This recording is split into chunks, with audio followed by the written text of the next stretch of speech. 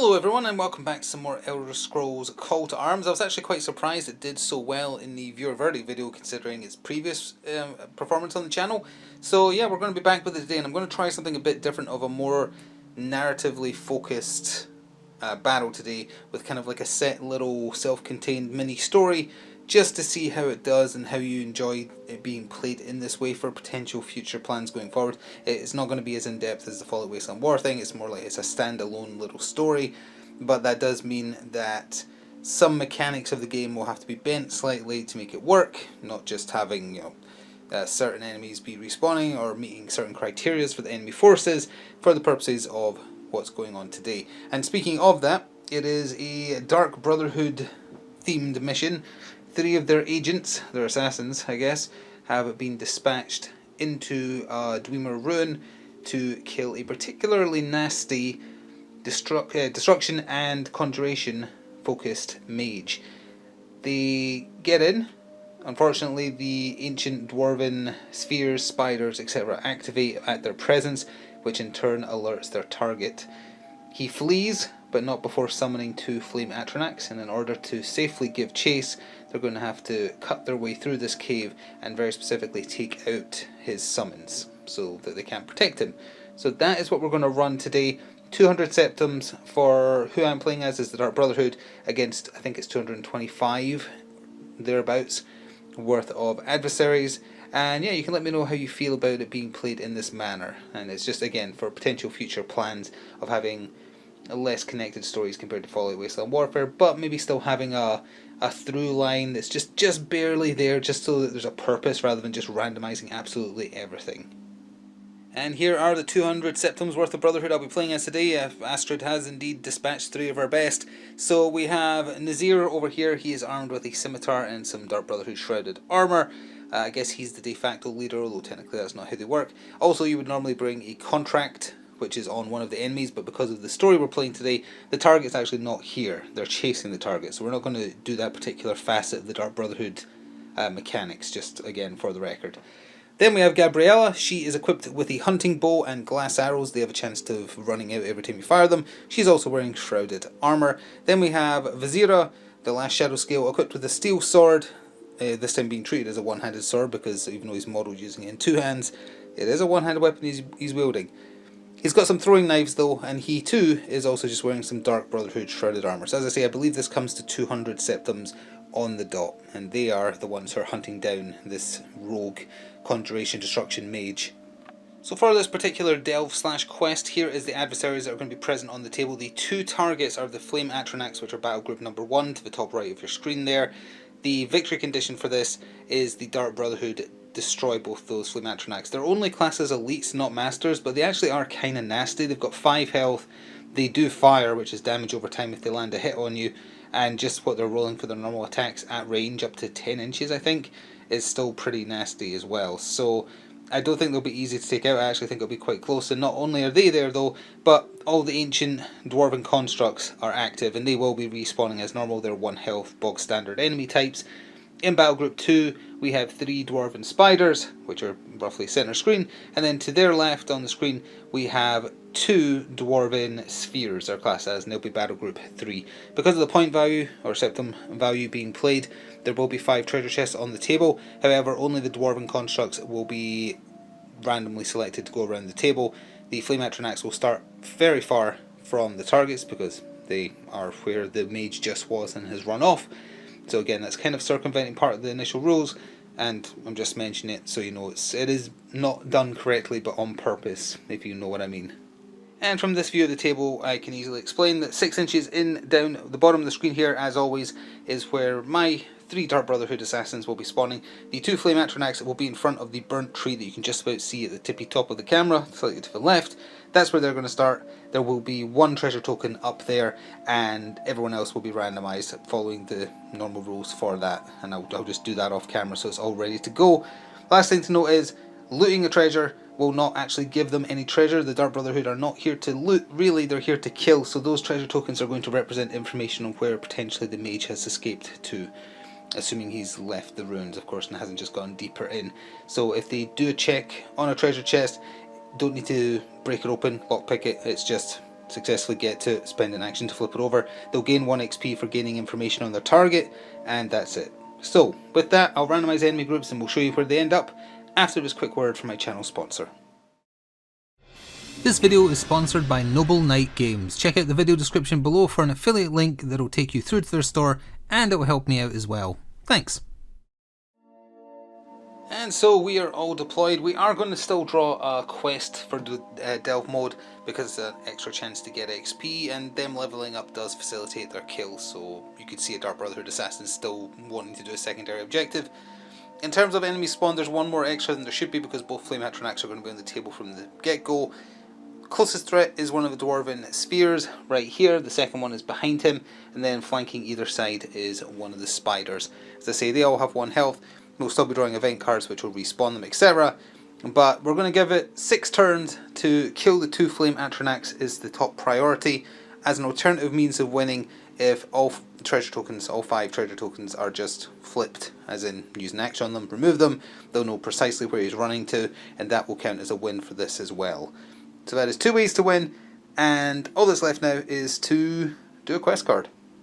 Well, just in case their starting position wasn't visible beforehand, there they are right there. Let's cut the deck randomly and see if we get apropos and also possible quest. Laid to Rest Part 1. It's a chain quest. At least 2 objectives in play. Nope, sadly not. Let's do the next one. Laid to Rest Part 2. Someone didn't shuffle this as well as they thought they did. That's embarrassing. Extermination. That sounds very apt.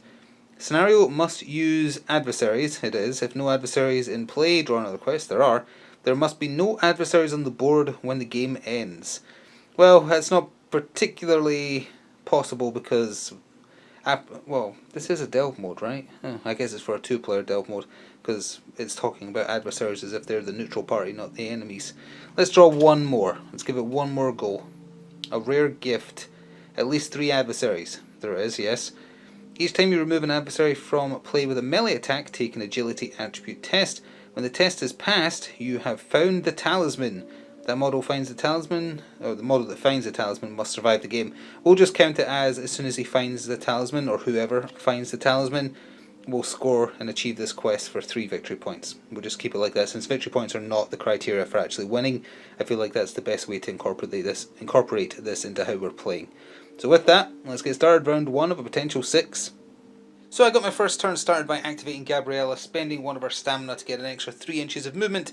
Did a 9-inch move as a result of that, hid her behind these rocks. I do count these rocks as line of sight obscuring, can't fire over them, can't see over them, etc. She is outside of 6 of the dwarven sphere that is relatively close, but not enough that it'll get a triggered activation afterwards, or that it can see her. So as her other action, she hid. Doesn't require a test or anything as long as no one can see her and no one's within 6. I think only Astrid can actually just hide whenever she wants from memory. But either way, that means she's hidden now. She excels at shooting, sniping from being hidden. So that's all she's done with her turn. Now we'll randomise an adversary to activate. Well, of course it was the closest threat that randomised activating. It was this dwarven sphere who has moved up 6. And he can have up to 10 inches actually. Oh, sorry, 16 or 15? The writing is very small. 16 inches on his range attack, although obviously he does better at close range with it because it's a crossbow type or hand crossbow type thing. Up to 16 inches though, and beyond short range he just gets a red. However, he will also boost, oh, he did not boost stamina. Oh, I guess I should still keep it there because it might matter. He will boost for accuracy on a ranged attack, and he's shooting into Vizira down here because that is the closest threat, even though you can't see him on the angle there. There we go, he's right there. It's on his agility of 3s. And that is a crit fail. They don't do anything with the potion symbol. Good, because that would have been quite nasty. I think Vizira is the weakest of the 3s. So yeah, probably just as well that it didn't hit him. Well, it would be rude not to reciprocate, so I'm going to activate his Vizira. He's moved up 6 inches, and he's going to chuck a throwing knife using 1 stamina to boost its precision. Distance for a throwing knife is strength plus 3 inches. He obviously covers that from where he is. So we're just going to roll. Throwing knife is on his ranged skill, which is attached to his agility, of course. So it is 4s, and it's a green and a yellow normally. So that is a 6, but it comes down by 4, so it's absolutely a hit. Does the helmet do anything? Yes, the helmet adds a yellow, which is good. So that's 3 damage going up against the sphere's armour of just a red die, I think, yep, and he's got protection against 1 piercing. That is still possible to survive. He didn't though, that's 2 protected. 1 still gets through, and he dies with 1 health. But he may potentially be back as soon as the turn rolls around. That is the first VP for the team earned though. One of the Dwemer Spiders activated. Now, as far as the Dwemer constructs go, none of them are interested in protecting the location or information regarding the target for the Dark Brotherhood. They don't comprehend that. They just comprehend someone is somewhere they shouldn't and are using lethal force to drive them away. So whether they get attack or objective, it's basically the same. So they're just going after kills. That said, the spiders don't have a ranged attack, which is very strange because in the video game they shoot lightning at you from a reasonable distance away, I would say. Not super long range, but they do have a ranged attack, so a little strange. That said though, they're Path of Shadow, so they're going to skulk as they approach. So although they started up there, spent 1 stamina to sprint, to hide behind that scenery there, out of line of sight, out of 6 of Vizira, and that meant that the spider could hide itself, making it a little bit of a pest, especially because by deliberately putting the main objective, which is the Flame Atronachs, at the far end of the table, I can't just camp and attack at range. I have to keep on moving forwards, especially given that in this game you can only do 1 movement per activation. So all that was left for me this round was Nazir, who spent 1 stamina to get some extra distance to do that little bit of extra run on a movement action, stop him where he is. He's not going to try and hide, he's not even Path of Shadow, he's the rare Path of Strength, I think, for the Brotherhood. And he's not using a 2-handed weapon, so he can't throw up a 2-handed block. There's really nothing else for him to be able to do, because he can't even see the spider to try and perceive it, you know, to see through the sneak. So he's just there, and because of Septum Limit being played, and because we didn't trigger any adversary reactions by ending an activation within 6 of them, there's just 1 action left for 1 enemy to take us to the end of turn 1, and that's a thing I didn't really consider, because if it isn't a Flame Atronach, they're going to stay quite far away, which is going to make it even harder to get them within 6 turns. Well, randomly selected, and it was one of the Flame Atronachs. Not that it really matters, because all they kind of had to do was move around the scenery there. Didn't do a climb over test, although I wonder, do they have any kind of flight or anything? Because they kind of do in the video game. Well, some of them. Nope. They are relentless, though I'm going to need to double check what that is. And they are terrifying, which I believe matters for close combat. They do also explode when they die, so got to be a little wary of that too. So killing them at range is the safest option, which is why we have Gabriella here. They're going to be her primary target, but 5 health each. And just like that, we're at the end of turn 1, so it is time for an event that may speed up or hinder things. Let's see what happens. Everyone will also be healing 1 stamina. Secret Passage. I randomised these and it's literally the one from last time, but I'm not going to re-roll it because it's actually exceptionally helpful. 2 enemies are going to respawn, which means the sphere that died and the spider that wasn't deployed are going to come in on the table edge closest to the Flame Atronach that didn't activate. But this is, you place a Secret Passage token within 3 inches of the target model, which I'm going to pick one of my assassins, and then another one within 8, and they can use an action. Isn't it an action? For the rest of the game, any model voluntarily moving into contact can immediately be placed. No, it's not even an action. You just get placed as part of the movement action. So that's actually really handy. Definitely worth it. So as we begin round 2, here is where the Secret Passage has been placed 3 inches of, or within 3 of Nazir, and the other end of it within 8 inches of that, which is put it up there. Now the enemies can absolutely use that as well, so if they get the attack option and they want to be aggro, they'll absolutely stop a movement there and pop it the other end as well, so it works both ways. But it gets me closer to that Flame Atronach that moved last turn.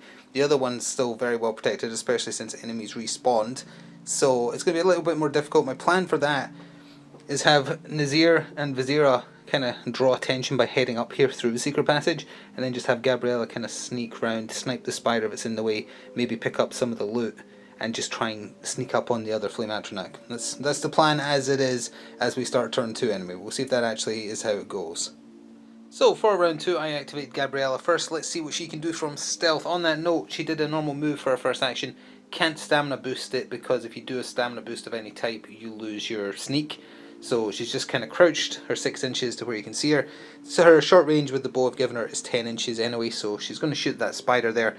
At short range with the, what bow was it? The hunting bow is green and red. However, she's attacking from sneak and she's a hero, So she's getting an extra red, and she has the special rule Deadly Aim, so she gets a yellow thrown in on top of that as well. So I'm not using the glass arrows. If I remember correctly, ammunition is optional.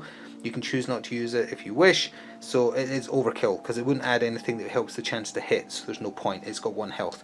So I'm not going to risk losing the glass arrows on something that doesn't need to have them. And we're just going to roll right here, and I believe it's 5 or less. She's got good skill. It is 5 or less. So that obviously hits, and we've got ourselves 3 damage right there with an Oblivion Gate and a helmet. Does either of those do anything? Yes, the helmet does piercing 1, and the spider has protection against piercing 1, so it is possible for it to survive. And it blocks 2 and takes 1 damage and dies, so never mind. 1 victory point, 1 dead spider. And now she has to do a test to see whether or not she remains hidden. If you do an attack in melee that's a sneak attack, you automatically lose it, but if you're at range, you test your stealth skill. Because she has the stealth rule, she gets a green die thrown in to help her pass it, and it's on the same skill again. However, she crit failed, so never mind, she is no longer hidden. But she's also not the closest threat, so that probably won't matter. It will mean she needs to waste another action hiding in a subsequent turn, however.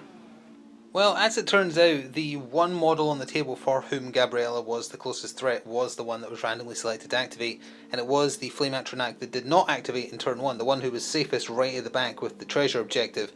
And they activated, they wanted to be aggressive, they moved to where they could towards the closest threat, which is in the open. Not that there's much to be feared at range from the other two, of course, but it's gunning straight for Gabriella.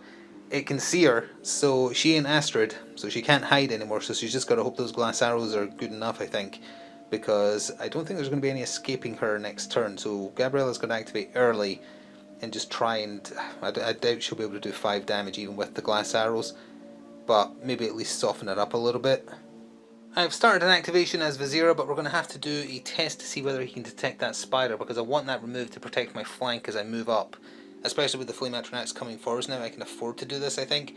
So Vizira's done a move, and he's going to try and detect that spider so that I can chuck a throwing knife at him. It's an int test, but because he's within 6, I get to throw in a green, which is just as well, because Vizira ain't the smartest tool in the box. He is int 3.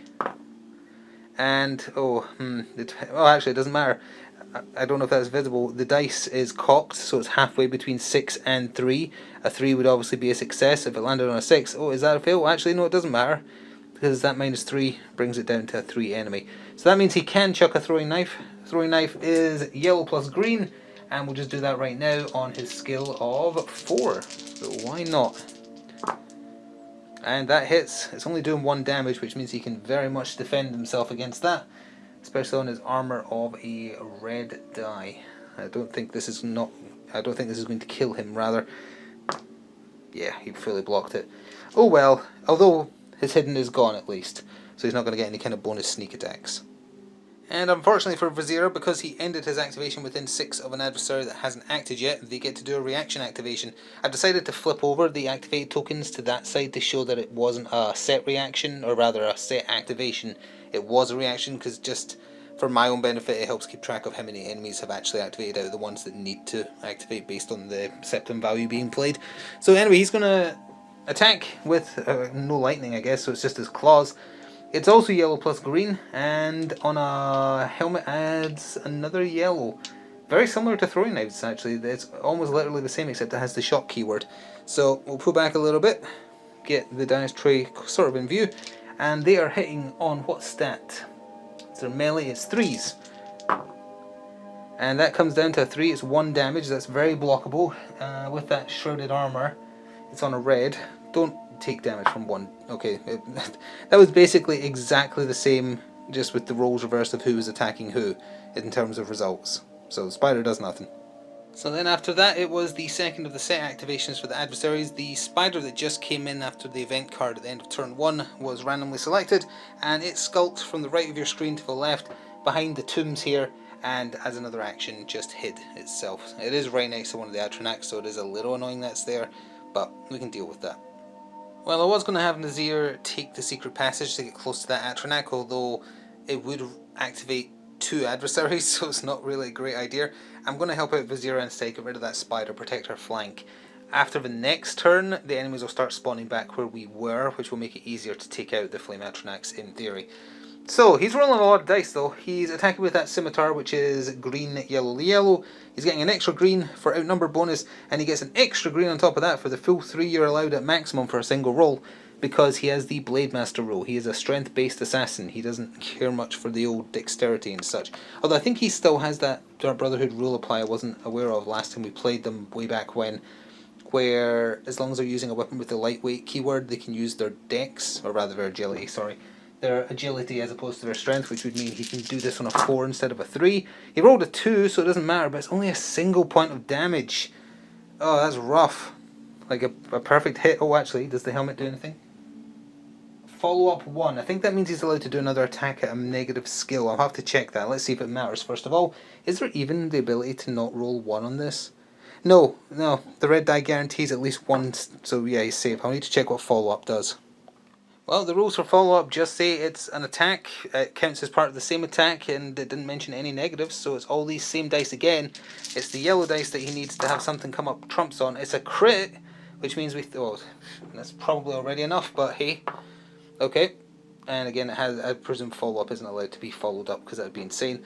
But that's 4 damage, which can't be saved on this, because it mostly can save 3, so that spider, that took way too much, but it took a lot of work and a lucky extra follow-up attack, but hey, that spider gets removed. That's our 3rd XP gained, and more importantly, that means next turn now we can just focus on those targets. Forgot to mention, but during Nazir's turn he spent 1 stamina to get those extra inches, because I wanted him on the far side to engage so he was closer to the main target. Anyway, it was the Dwarven Sphere that respawned off of the event that was randomly selected, which is bad in the sense of going forward. In this turn he couldn't get within range to do anything. He can't quite see Nazir because of the scenery between them, which I'm not sure you can see, but it's just out of view there. The point is, now that means there's this cluster around the target where, say Nazir stopped there and swung at the atronach, fine. There'd then be 3 or 4 if the atronach hadn't activated reactions, and it's all out of sequence, so they'd all get to attack, and this is where it becomes potentially nasty. Ironically, Gabriella needs to be the one over there, because then she could just try and pick them off at range and stay out of the reaction 6 inches. That's a problem. That is a problem as we go into turn 3. Good grief, these cards are very shiny. Anyway, let's see what event we get. We'll just split here. Change of plans.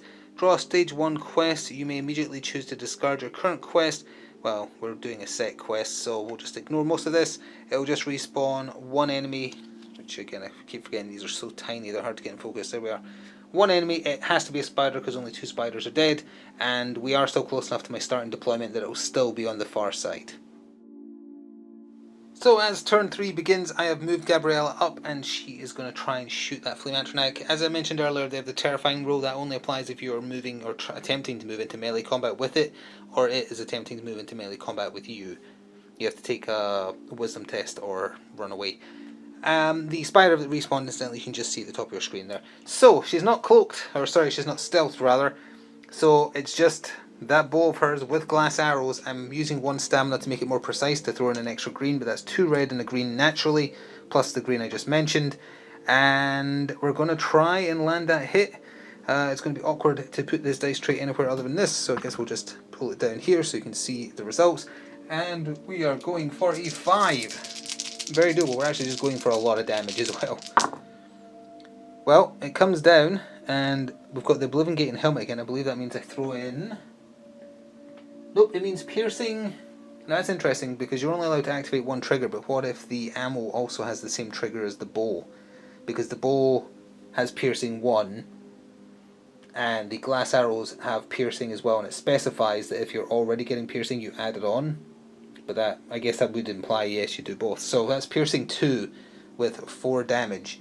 Base armor is yellow, so they can't defend because most of this can block 2. They blocked 1, but the piercing gets rid of that. So yeah, that is 3 damage, which is 4 damage, which is pretty good. That leaves them on 1 health remaining. So very nice. Unfortunately, well, I was going to say unfortunately, did I accidentally make her stop within 6 inches? Hang on. I did. There's no reason I should have done that. Would you hate me too much if I corrected myself? There's literally no reason. Her short range is 10 inches. So there's absolutely no reason I would put her within activating distance. Let's just move her back a smidge. That was just me being silly. because there's literally no reason she needs to. Short range isn't 6 inches for her; it's 10. So yeah, well, let's just correct that. Now that said, there's still a 1 in 6 chance of this being the person to activate, and you know what? Let's do it live. I just use a D6, so we'll say that's 1, 2, 3, 4, 5, 6. Okay, so it's 1, 2, 3, 4, 5. It's the other flame atronach that's activating. Oh, one thing I did forget to roll for is whether or not the glass arrows had been expended. Did Gabriella bring only 1? She did not, as if you roll a crit fail, so we're fine. Well, speaking of that other flame atronach, it's being nasty and is going to chuck a fireball into Nazir's face. Up to 10 inches, it's a green plus a red on their agility for some reason. You'd think it was on their int, but that's not the symbol next to it. I wonder if that's an error. Either way, it's 4 or less then. Can I put this here so you can see it? Yes. And we'll see. That's a 2, so yeah, when it comes down, does the helmet do anything? Nope, I was looking for cross swords for ranged. It does mean that if Nazir doesn't block this, he gets set on fire, but his shrouded armor is a red die, and that means he can block it. It is possible.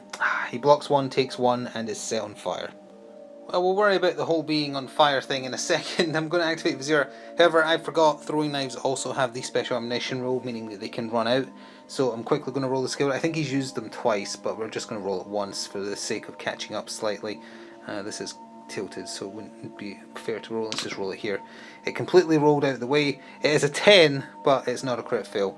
So that means he can do what I wanted him to do. Boosted 1 stamina for a run move, then boosting for a ranged attack to make it precise. So it is 2 green thanks to the precise, and 1 yellow. But basically he needs to get the Oblivion helmet to have any real chance of dealing damage to this thing, because it's rolling red for defense. So we'll see how that does.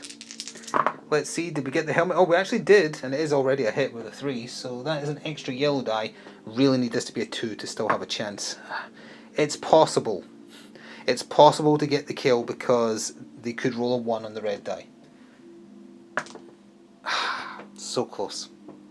And unfortunately for me, I once again made one of my people get within 6 inches of a model that hasn't activated yet, utterly unnecessarily, because he has 7 or 8 inches of movement, but I'm not going to let myself get away with it twice, so the Flame Atronach gets to react. Just going to chuck a fireball. He technically could move into base to base, but if he fails the wisdom test or the morale test, he would flee, and the Atronach wants to kill him. So engaging a range, chucking a fireball, which we just saw against Nazir. So we'll just pull back here and see how it ends up. That is a 5 coming down to a 4. Is that enough? Yes. It's only 1 damage. Did the swords do anything? Yes. The swords throw in a red of damage. That's not good. So it's actually 2 damage. Still blockable. And red die on shrouded armor. Same as Nazir. Blocks 1, takes 1, is set on fire. Oh, and before I forget again, did he run out of knives this time? He did not. That's a 2. Well, it is a bad day for Nazir because one of the Dwarven Spheres activated. He is the closest threat that they could easily move and see. Vizier would have had cover, and Gabriella was out of range slightly. So he moved in position right there and is just firing that hand crossbow of his right into his back like the cowardly construct it is. At short range is red and green, and it's a 7 that comes down to a 6, which actually means it's a miss. Oh, does the helmet do anything? If it's a green, it might make a difference. That is piercing. So, nope, nothing. So thankfully it was a miss. And I've got to activate with Nazir now. And if you're on fire, when you activate and you're on fire, you take 1 damage. And you can choose to use an action to do an agility test, I think it is, to put the fire out. But I want to try and hit the Flame Atronach. So I think I'm just going to allow him to be on fire.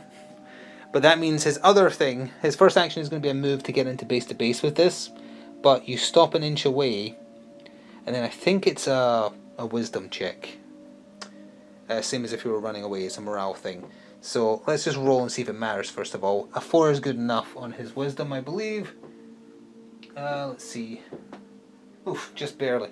Yep, so he is okay, which means he's allowed to complete the move, and we are going to engage. So let me look at what I need to roll, and that does mean he stays on fire, so if you pardon the pun, I'm playing with fire here.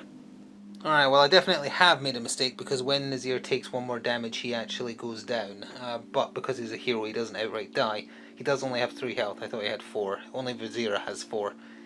But He's swinging that scimitar for green, yellow, yellow, extra green for Blade Master, and I'm spending 1 stamina on a power attack, which throws in another yellow.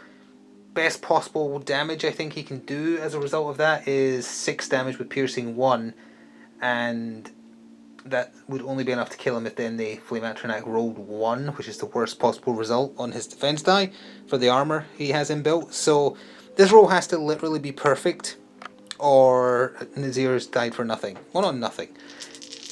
An injury would still help in the long run, I suppose, but... Well, it does hit, and it's actually not bad damage. The helmet, as I said, was piercing 1. Oh no, sorry, that's follow-up, so I get to do another attack. I wonder, I don't think the power attack would apply to that. Well, let's handle this one first of all. So red defense on a Flame Atronach. Actually, is it? Oh, I'm sorry, I was looking at the Dwarven Sphere before. Ah, the Dwarven Sphere has red. The Flame Atronachs only have yellow as their armor defense with protection, I think. Nope, not even protection, literally just yellow, which probably means the other one should have died, but I can't go back and check. So we'll just roll this, so it's 4 damage. Well, block that one. So that's 3 damage. Then he gets to do a follow-up attack, which is just this. And that's a 10, unfortunately, so that's definitely not going to hit. And if it had, it would have killed it. But still, managed to do 3 damage. I apologise for getting the wrong armor score earlier. If anything, it's going to cost me, so, you know. It's definitely going to cost Nazir, but at least he got a bit of damage through. And a bit of a lackluster final set activation for the adversaries. The spider that respawned moved up. There's where he is, and that's it. So as we go into the 4th turn, 4 of potential 6, Nazir's not going to do anything. Vizira's got to deal with his fire. It is likely they'll kill one of the Flame Atronachs this turn that we're going into. It would be nice. There is events that can heal you, so drawing one of those would be especially nice. I have thought of another out as well. If Vizira and Gabriella get 2 XP somehow, then Nazir could level up and fully heal. That's the only other thing I can think of that will save him. So let's just cut the deck and say, hey, we're doing this. This is hostile environment. Yeah, that sounds helpful. Let's see if it comes into focus anytime soon. Adversaries in play. Something's got the creatures of this foul place riled up. Choose one adversary model within 8 of one of your models. That model activates even if it's already activated this round. Oh, goody! Well, I get to choose, right? So, let's see. What's the least threatening thing? Ooh, I'm not sure. Well, I think it's going to have to be that spider that is the one that just activated at the end there, because he isn't hidden, so he's not going to get bonus dice. And if he goes after Nazir, so be it, because he isn't getting saved. So he can definitely make it into combat and take a swing as a free action to end this turn. So let's just quickly do that. That is green plus yellow plus green for outnumbered, and hitting on 3s. Well, we'll just come over here, pull back, and see. That's a crit. Well, I think Nazir is going down on 1 knee right now as it happens. Yeah, there's no point rolling a defense die. So that is his last health. I'll need to read how this works for champions. I believe he gets incapacitated.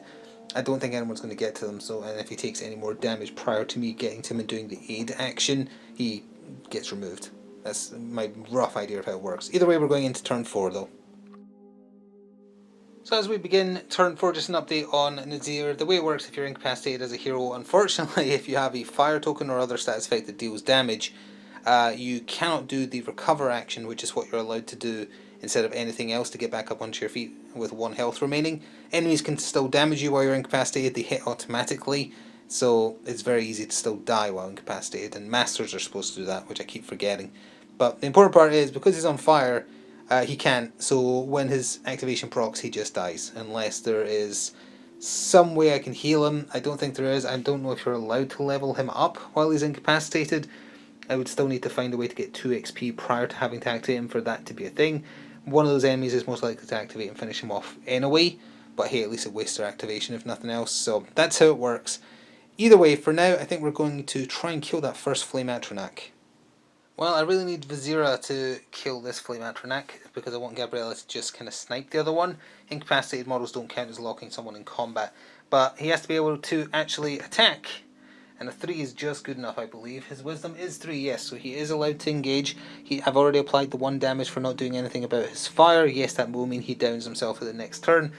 Gabriella might do an aid action, or she might just go for the kill. I don't know, how selfish is she? I guess we'll see. Either way, let's get these dice. There they are.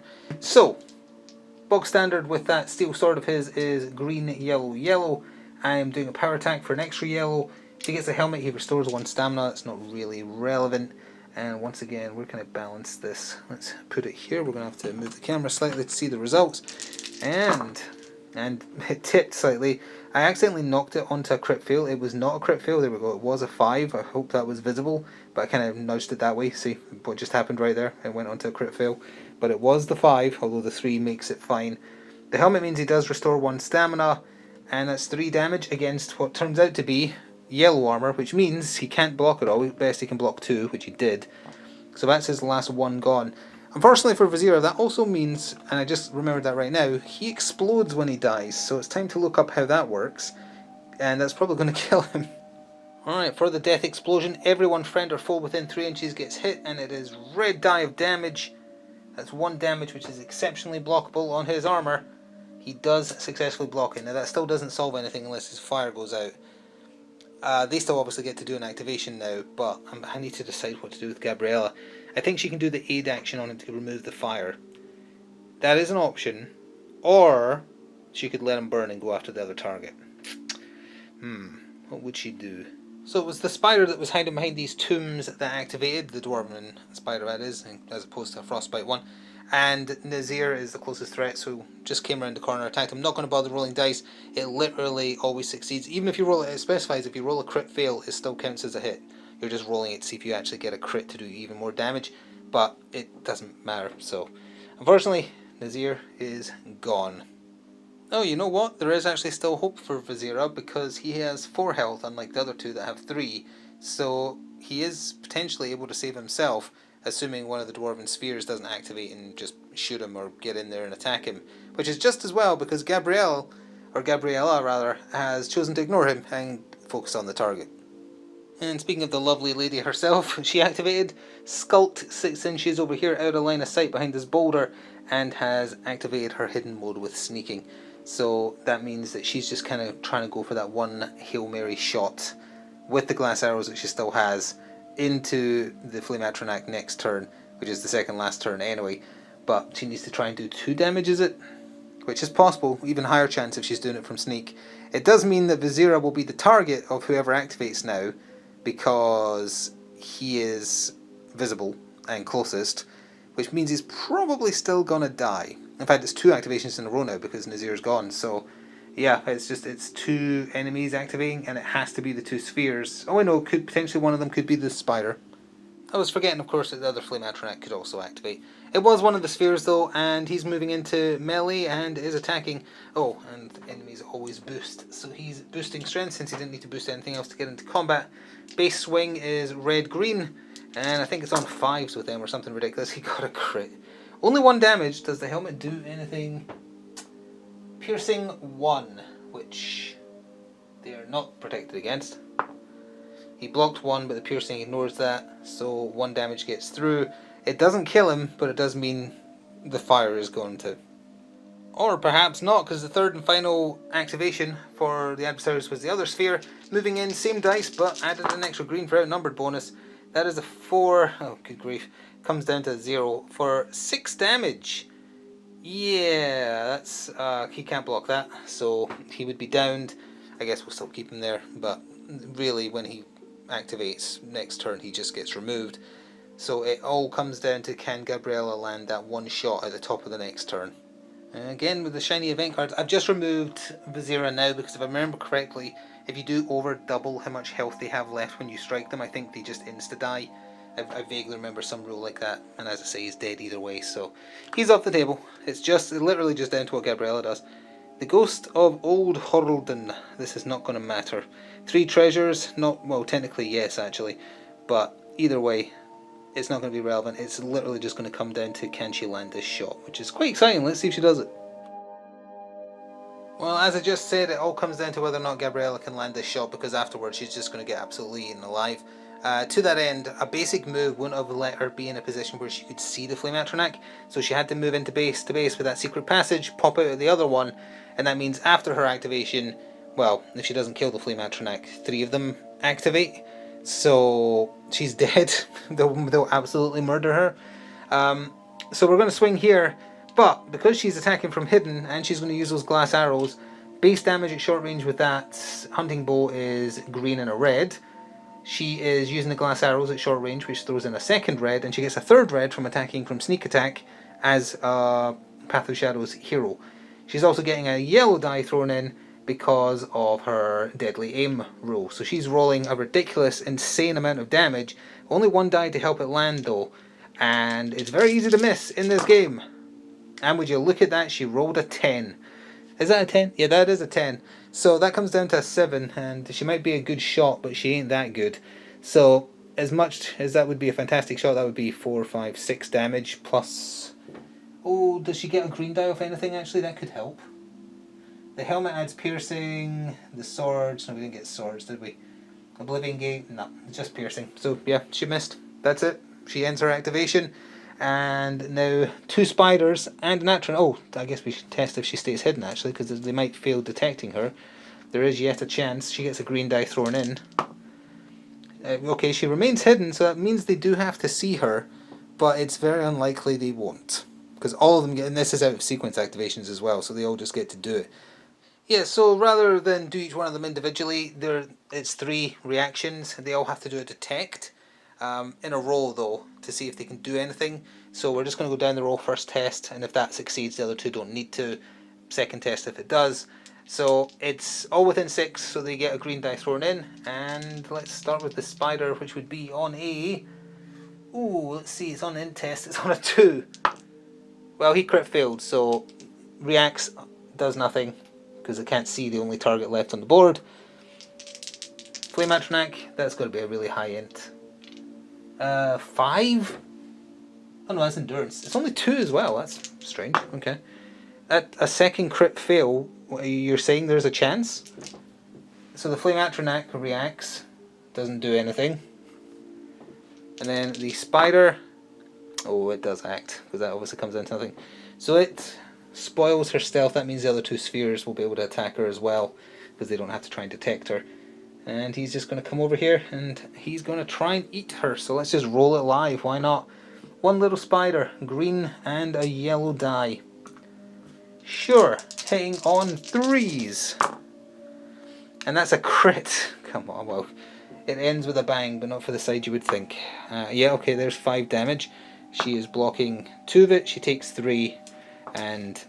Unfortunately for the Dark Brotherhood, I guess you could technically recover, but one of the spheres can just walk up and do a guaranteed hit, so yeah. The Dark Brotherhood has failed to get their target. So the mage that the Dark Brotherhood were sent to kill manages to successfully escape, while its conjuration summons and also just the Dwemer defences of the cave they happened to be hiding in kept the Brotherhood busy, / killed them. So he got away. You know, I'm not that upset about it, because the mage in question I was basing on the character I have currently been playing Skyrim through as. For the first time ever, I've been focusing on conjuration, alteration, with a tiny bit of destruction magic thrown in. Very different to how I normally do it. I do what 90% of people do, which is stealth archer build, because it's the best build. But I thought, you know, do something different. So, speaking of doing something different, that was a little bit different to how you're supposed to do a delve with a set kind of objective. Had they won today, incidentally, I was then going to do a little second kind of smaller setup where they cornered the mage and have a big old fight. But they failed, so the mage lives to fight another day, but maybe the Dark Brotherhood will send some more people after him another time when he's not hiding in such a well-defended area, because he'll have to move on either way now that his hideout has been rumbled. But yeah, let me know how you feel about the more narrative focused. It means ignoring some of the rules for the game in order to make the narrative possible, which might not be preferable to some people, but let me know how you feel about that. Either way, I sincerely hope you enjoyed.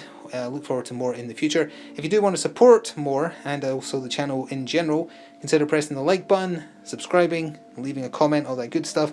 Or if you are able and willing to support financially, consider pressing the thanks button, becoming a channel member, or checking out my channel sponsor. We do carry Modiphius stuff. Anything you buy via the affiliate link means I get compensated as well. So we both get something. Enjoy the rest of your day either way, and see you next time. Ta for now.